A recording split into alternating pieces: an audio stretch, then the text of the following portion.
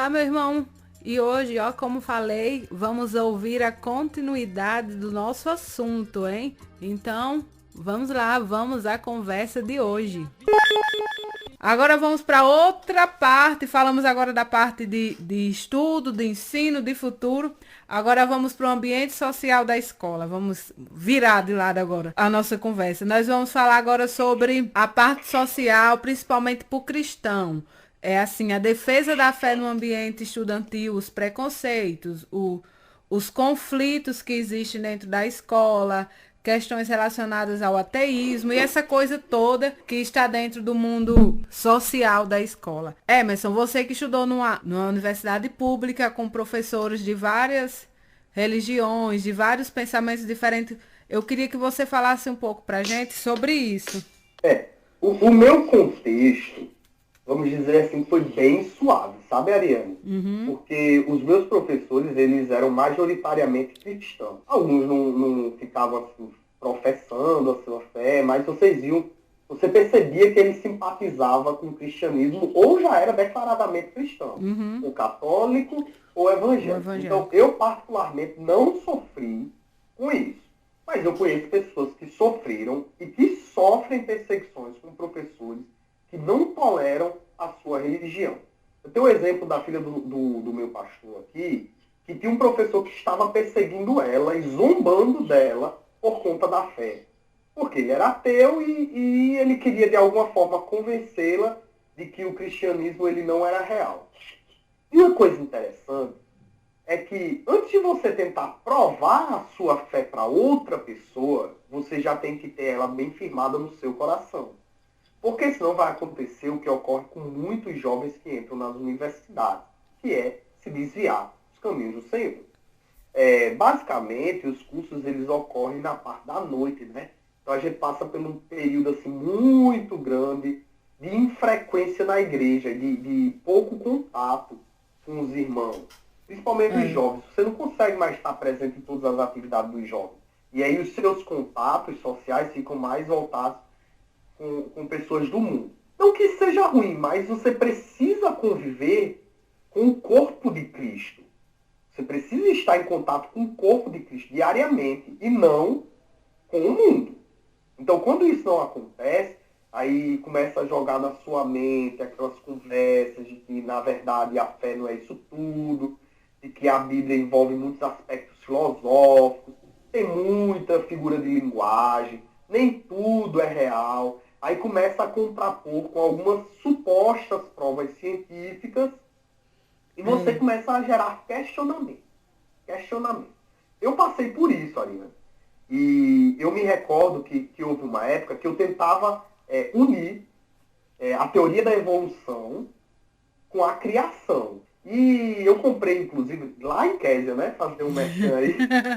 Comprei lá em Késia Lanchonete um livro. Smires. Eu comprei lá em Késia um livro que era Evolução versus Criação. Acho que é isso aí. Eu Eu não sei lembro qual é, um direito, da não. CPAD. Pronto, que o autor é Ken Han, e ele é doutor, né? É. E o livro, ele foi feito todo em artigos científicos por vários doutores, explicando em vários aspectos e comprovando que, na verdade, o mundo ele foi criado tal qual está lá em Gênesis, né? Lá no início. Frase que ele fez uma diferença sensacional na minha fé, que foi: ou você acredita em tudo na Bíblia, ou você não acredita em nada. Porque se você discordar de uma coisa que existe na Bíblia, o que vai provar que as outras coisas são verdadeiras? Verdade. Então, ou você abraça tudo, ou não abraça logo nada. Porque não dá para servir a dois senhores na Bíblia. Não dá.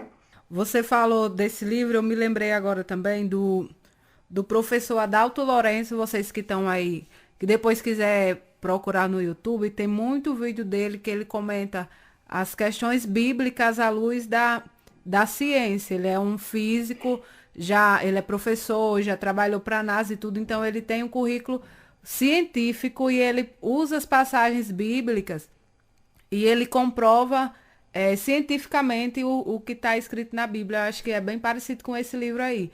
São vários vídeos, aliás, e são todos muito interessantes, viu? Quem tiver a oportunidade e o interesse de procurar, podem procurar no YouTube, que é Professor Adalto Lourenço. Continuando É, o nosso bate-papo. uma coisa, Ariane, que ocorre constantemente é das pessoas pegarem o achado científico, né, a teoria científica ali, e tentar levar a Bíblia para dentro da teoria científica. Uhum. Quando deve ser, na verdade, o O contrário. contrário. Deve-se pegar a ciência e levar para dentro da Bíblia.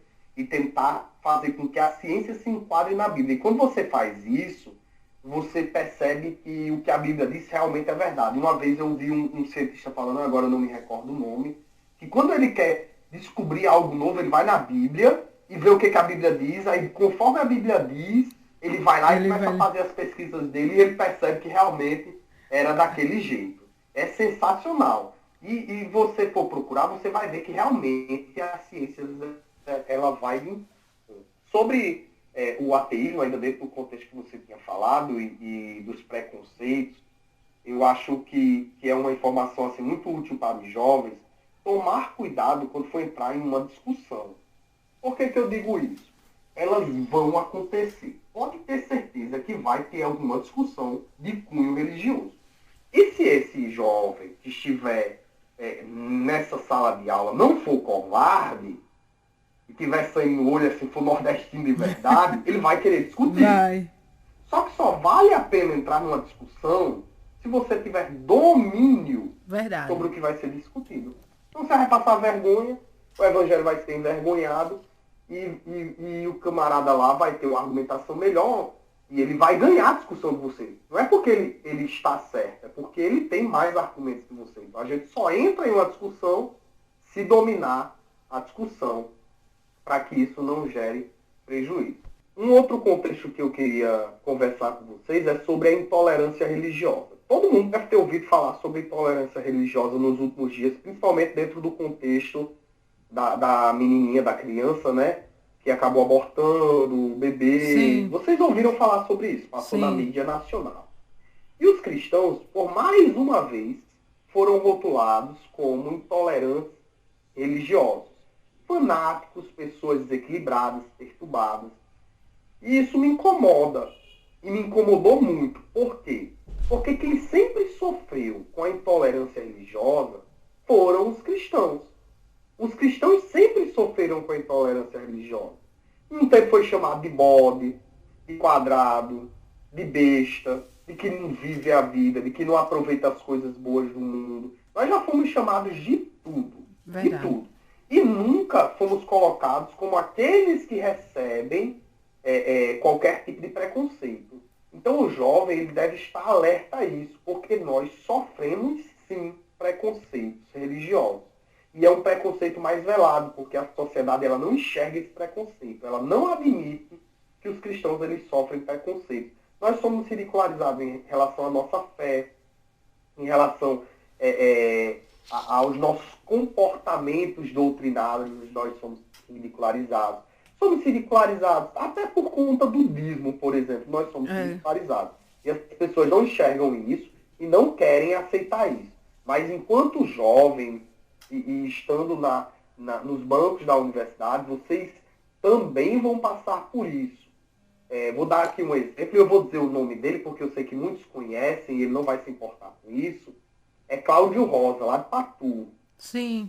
Acredito que vocês conheçam ele. Ele fez faculdade comigo. E eu me lembro que uma vez houve uma discussão sobre ser ou não ser pecado fumar. Imagina só, não sei qual foi o contexto, eu não me lembro o contexto, eu não me lembro qual foi o contexto em que a conversa ela se construiu, mas eu me lembro que quando se iniciou, ele defendeu com unhas e dentes, de forma muito bem educada, porque ele é muito educado, de que fumar era pecado. E aí ele foi e trouxe um argumento que eu achei assim, sensacional e ninguém mais discutiu. Ele disse assim, que a Bíblia diz que o nosso corpo é templo e morada do Espírito Santo. Se o nosso corpo é templo e morada do Espírito Santo, ele não é nosso, ele é do Espírito Santo. Logo, nós temos que zelar do corpo, deixá-lo saudável. E fumar vai destruir o corpo do Espírito Santo, que é a morada dele. Quando ele disse isso, na sala tinha uma mulher que era fumante, Ariane. E ela era fumante assim, todo mundo sabia que ela era fumante, ela fumava muito. E nem ela falou nada. Nem ela falou nada. Por quê? Porque não foi desrespeitoso. Você discordar das pessoas não significa que você seja intolerante. Não significa. Intolerância é quando você quer obrigar as pessoas a fazerem o que você quer. E não você discordar. Discordar significa liberdade. Nós temos a liberdade de pregar a palavra de Deus, discordando inclusive das práticas que outras pessoas adotam, desde que você não agrida essas pessoas. Você tem que respeitá-las. Só que não pode ser covarde, né? Verdade. E o que João Batista fez, ele gritou lá, Herodes Antipas, a mulher que tu dormes não é sua, né? Se fosse nos dias de hoje, ele fosse assim, uma pessoa do mundo, tinha dado uma xingada, né, Herodes? E o resultado da vida dele foi a morte, né? Ele morreu, teve a cabecinha cortada, mas não foi covarde. Você falando disso, veio à minha mente a importância que o jovem cristão precisa dar aos trabalhos de ensino, como o culto de doutrina e a escola bíblica. Principalmente, eu vou focar assim na escola bíblica, porque a maioria, como estuda à noite, não tem a oportunidade de estar presente em todos os cultos de doutrina. Mas no domingo não tem ninguém estudando. Então, o domingo, a escola bíblica, eu acho que era para ser assim a maior sala, a sala com mais alunos, com alunos mais envolvidos, era para ser a sala dos jovens e dos adolescentes. Por quê? Se eu não tenho tempo durante a semana para estar na igreja aprendendo, ali no domingo seria minha escola para me fortalecer, vamos dizer assim, para me preparar para a guerra durante a semana na universidade ou na escola do ensino médio. Porque o jovem, ele esquece disso. Aí, como você falou no início, ele chega na universidade sem nenhum preparo teológico.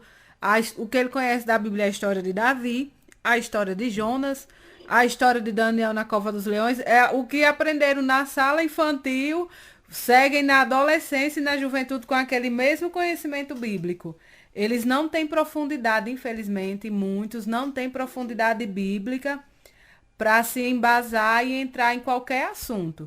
Não é que você vai ser um teólogo, mas você vai ter uma profundidade. É que nem o exemplo que você deu de Cláudio, né? Ele usou um exemplo simples, uma coisa simples que ele aprendeu na igreja. Então, você jovem, meu amigo que me escuta, aproveitem os ensinos que é oferecido na sua igreja. No culto de doutrina, na escola bíblica, nos seminários, que algumas igrejas fazem seminários e fazem projetos assim específicos para os jovens. Então, tudo que a sua igreja oferecer com relação ao ensino, você absorva tudo. O que tiver para aprender, você corra atrás e busque. É verdade. Inclusive, Ariane, a própria internet hoje também é uma fonte maravilhosa de informações. Haja vista os cursos que estão sendo transmitidos de forma online, e esse trabalho que você está fazendo aqui. A única observação que eu faço é o cuidado que nós devemos ter com os falsos ensinamentos. Exatamente. Eu sempre Na foco internet, nisso. isso tem mais do que em todos os lugares. Tem uma jovem senhora, ela é casada, né? Tem um canal na internet que no iníciozinho eu assistia e eu me divertia bastante, porque ela falava de forma bem dinâmica para os jovens e baseado na Bíblia. Inclusive da Assembleia de Deus. Só que com o sucesso, ela se distanciou da Bíblia. E eu observo que isso acontece muito, porque eles começam bem, construindo dentro da Bíblia. Mas quando começa a fazer muito sucesso, aí começa que não é só mais o grupo que você convive, que assiste, que é basicamente os jovens da nossa igreja, né? Verdade. Então já não são mais os jovens da nossa igreja, da igreja vizinha. São pessoas do país inteiro que assistem e que têm a fé baseada em várias religiões diferentes. E aí ela tenta incluir todas as religiões para não segregar. Tipo, agradar todo mundo, né? Agradar todo mundo, mas começa a fugir da realidade da palavra de Deus. Então, tomem cuidado com isso. Vai escutar um youtuber, né? Um youtuber famoso, ele vai falar da Bíblia, pega a Bíblia e vai junto na Bíblia. Exatamente. Eles falam muita coisa boa, mas também tem muita heresia no meio. Muita. Eu até foquei nisso em algum podcast aí passado, quem tiver curiosidade. Num dos podcasts que eu falei sobre estudar a Bíblia, eu falei muito sobre isso, sobre a questão de você Não é que seja proibido você ver, assistir ou ver alguma matéria na internet sobre um assunto bíblico. Mas se aquela matéria que você viu ou aquele vídeo que você ouviu trouxe algum questionamento, procura o seu pastor, procura alguém experiente na sua igreja e não fique se alimentando só daquilo. Procura alguém. Eu fiquei com dúvida com isso, eu aprendi de um jeito e estão ensinando outro. Então, gente, procura o pastor, procura um professor da escola bíblica. Procura alguém assim, com conhecimento bíblico maior do seu convívio. Então, eu sempre aconselho, assiste, mas ficou com a dúvida, tira a dúvida com o pastor. Ele está aqui para lhe atender nessas questões, não é, Emerson? E até uma dificuldade, né, que a gente vê que os jovens têm e que os adultos têm também, de ir no pastor e conversar de forma aberta sobre as suas dificuldades espirituais. Porque o pastor não é um bicho de sete cabeças, não. É. O pastor, ele é um amigo. Ele é um amigo que está ali na igreja e que tem, vamos dizer assim, um conhecimento bíblico, ele tem um direcionamento do Espírito Santo para pastorear as ovelhas, ou seja, cuidar das ovelhas. Ele não está ali para agredir as ovelhas, ele está para cuidar. Então você está com uma dificuldade, se aproxima dele. Se tem vergonha de ir diretamente do pastor, porque talvez ele seja uma figura muito distante, vai no seu líder de mocidade. Geralmente é para o líder ter uma habilidade ali de dialogar com você e também ter um certo conhecimento bíblico, né, para poder lhe instruir. É. E aí o líder também fica sempre em comunicação com o pastor, perguntando como é que deve proceder em determinado assunto. Então, o objetivo é aproximar todos de um conhecimento mais coeso dentro da vontade do Espírito Santo. E por que eu digo dentro da vontade do Espírito Santo? Porque tem gente que interpreta a Bíblia da sua maneira. Então, vamos dizer assim, eu leio aqui Salmo 91, a Ariane lê também, aí a gente vamos conversar sobre o Salmo 91. Nós vamos conversando, e aí eu vou dando a minha interpretação do jeito, ela vai dando de outra, aí ela diz assim, não, mas eu entendi desse jeito. Aí eu digo, não, mas eu entendi desse jeito. Mas não tem o jeito que eu entendi e o jeito que ela entendeu. Tem o jeito que a palavra foi escrita com a finalidade que Deus quis trabalhar. Então, quem dá o discernimento é o Espírito Santo, não é você que interpreta, não. É importante isso, buscar a orientação do Espírito Santo. Por isso que eu falo dos falsos mestres. E aí, na universidade, esses falsos mestres, eles vêm com a roupagem muito bonita, porque ele vem com o título de doutor, né? É verdade. Ou de PhD. É. Aí, o camarada lá vai e fala um negócio. Por exemplo, eu tive um professor que ele tinha sido padre, né? Então ele tinha um conhecimento teológico muito profundo. E teve uma passagem bíblica que ele falou que Moisés, na verdade, não tinha atravessado o Mar Vermelho a pé enxuto. Ele, na verdade, tinha passado o Mar Vermelho lá com água na canela. Né? E a gente ficou doidinho, né? Lá, e aí conversou com ele e tal. E teve outra que ele disse que o maná, na verdade, não caía do céu, era uma seiva que dava nas árvores. Então, veja bem, esse é um cara de muito conhecimento. Ele é doutor, e ele era teólogo, porque ele era ex-padre, né? Ele tinha largado a batina para se casar, então ele era teólogo e também era filósofo. Então, o cara era um crânio, era muito inteligente. Só que se eu não tivesse convicção da minha fé, eu tinha caído ali e na sala tinha vários deles também, né? E a gente não aceitou, porque não é o que a Bíblia diz. Ô, Emerson, você falando disso da água da canela, eu só lembrei da piada gospel que o pessoal fala, né?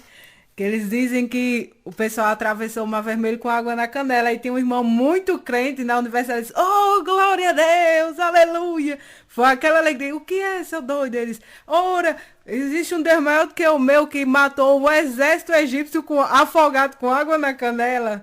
O pessoal roda muito com essa piadinha.